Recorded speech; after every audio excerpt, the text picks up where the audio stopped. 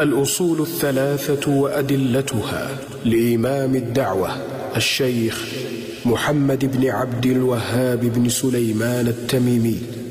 ودليل الاستعانة قوله تعالى: إياك نعبد وإياك نستعين.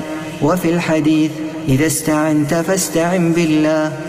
ودليل الاستعاذة قوله تعالى: قل أعوذ برب الفلق، وقل أعوذ برب الناس. ودليل الاستغاثة قوله تعالى: إذ تستغيثون ربكم فاستجاب لكم.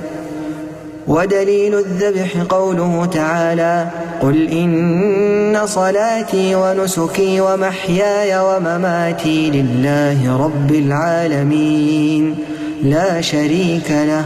ومن السنة: لعن الله من ذبح لغير الله. ودليل النذر قوله تعالى: يوفون بالنذر ويخافون يوما كان شره مستطيرا.